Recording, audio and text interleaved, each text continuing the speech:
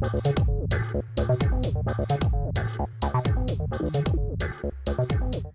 Everyone and welcome to my channel judgements in criminal law. मैं हूं आपका host और दोस्त अमित कश्यप। फ्रेंड्स, अभी कुछ दिनों पहले केंद्र सरकार ने सेना में भर्ती के लिए एक योजना लागू की थी, अग्निपथ।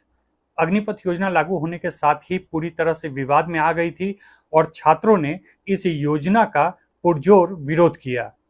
अनफॉर्चुनेटली इस विरोध ने हिंसात्मक रूप ले लिया और बिहार, यूपी समेत देश के तमाम जगहों पर ट्रेनों में तोड़फोड़ की गई और बहुत सारे ट्रेनों के बोगियों को जला तक डाला गया।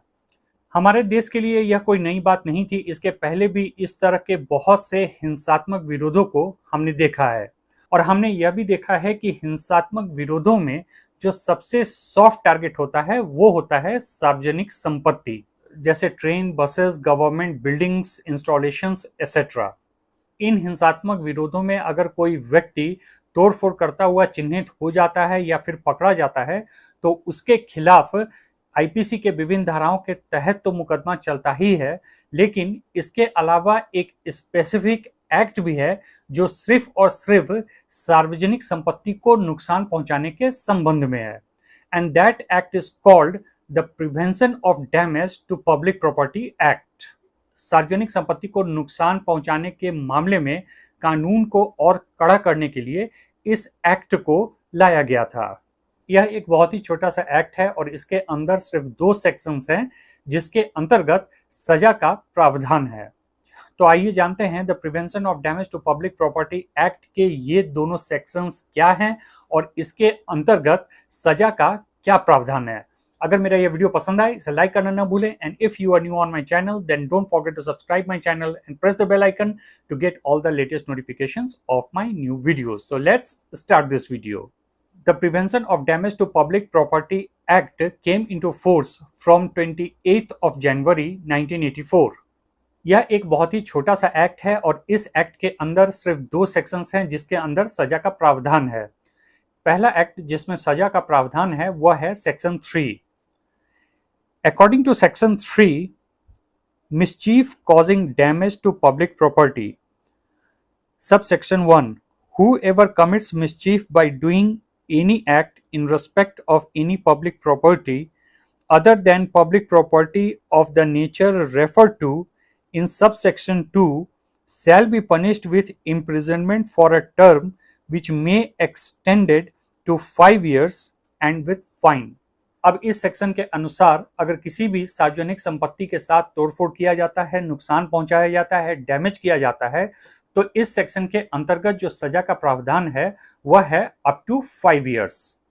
लेकिन इस सेक्शन के सब सेक्शन 2 के अंतर्गत कुछ स्पेसिफिक पब्लिक प्रॉपर्टी को मेंशन किया गया है। अगर उन पब्लिक प्रॉपर्टी को कोई नुकसान पहुंचाने की कोशिश करता है तो फिर इसमें सजा का प्रावधान जो है वह काफी ही स्ट्रिक्ट है। आइए देखते हैं सब सेक्शन 2 क्या कहता है। सब सेक्शन 2 कहता है कि whoever commits mischief by doing any act in respect of any public property being a any building, installation or other property used in connection with the production, distribution and supply of water, light, power or energy.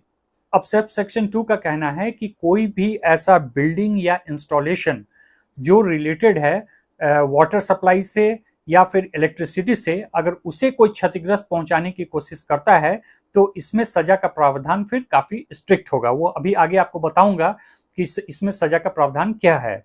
इसके अलावा any oil installation, किसी भी तरह के oil supply से related जो भी installation है अगर उसे क्षतिग्रस्त पहुंचाने की कोशिश की जाती है। देन एनी माइन और फैक्ट्री, किसी भी तरह का माइन या फैक्ट्री है, or any means of public transport or of telecommunication or any building, installation or other property used in connection therewith. किसी भी तरह के टेलीकम्युनिकेशन, उसकी बिल्डिंग या उसके इंस्टॉलेशन से अगर तोड़फोड़ की जाती है या फिर उसे डैमेज पहुंचाने की कोशिश की जाती है, या फिर किसी भी तरह का ट्रांसपोर्टेशन यानी कि ट्रेन्स, बसेस एक्सेट्रा, अगर इन सबों के साथ तोड़फोड़ की जाती है या फिर क्षति पहुंचाया जाता है, डैमेज किया जाता है, तो फिर इस परिस्थिति में जो सजा का प्रावधान होगा that will be rigorous imprisonment not less than 6 months and up to 5 years। लेकिन इस सेक्शन में यह भी लिखा हुआ है कि अगर ऑनरेबल कोर्ट चाहे तो 6 महीने से कम की भी सजा दे सकता है। लेकिन इस परिस्थिति में ऑनरेबल कोर्ट को स्पेसिफिक रूप से अपने ऑर्डर में इस बात को लिखना होगा कि क्यों किसी एक्यूज्ड व्यक्ति को 6 महीने से कम की सजा दी जा रही है। तो ये तो था सेक्शन 3। अब देखते हैं सेक्शन 4 क्या कहता है। तो as per section 4, mischief causing damage to public property by fire or explosive substance. Whoever commits an offense under subsection 1 or subsection 2 of section 3 by fire or explosive substance shall be punished with rigorous imprisonment for a term which shall not be less than 1 year but which may extend it to 10 years and with fine. यानी कि किसी भी सार्वजनिक संपत्ति को अगर आगजनी के द्वारा, एक्सप्लोजिव के द्वारा क्षतिग्रस्त किया जाता है, डैमेज पहुंचाया जाता है, तो फिर इस परिस्थिति में सजा काफी स्ट्रिक्ट है and that is rigorous imprisonment not less than 1 year and up to 10 years. अब इस सेक्शन में भी यह प्रावधान है कि अगर ऑनरेबल कोर्ट चाहे तो वह 1 साल से कम की भी सजा दे सकता है, लेकिन इस परिस्थिति में ऑनरेबल कोर्ट को अपने ऑर्डर में यह स्पेसिफिक रूप से लिखना होगा कि क्यों वह किसी भी एक्यूज्ड व्यक्ति को 1 साल से कम की सजा दे रहा है। So as per the prevention of damage to public property act, इन्हीं 2 सेक्शनों के अंतर्गत सजा का प्रावधान है। अब एक बात यहाँ पर स्पष्ट कर दूं कि कोई भी व्यक्ति अगर सार्वजनिक संपत्ति को नुकसान पहुंचाते हुए पाया जाता है तो उस पर इंडियन पिनल कोड की विभिन्न धाराएं भी लगती हैं और साथ साथ the prevention of damage to public property act के अंतर्गत सेक्शन 3 या 4 लगाया जाता है। तो आशा करता हूं मेरा यह वीडियो आपको इंफॉर्मेटिव लगा होगा और पसंद आया होगा। Thanks for watching.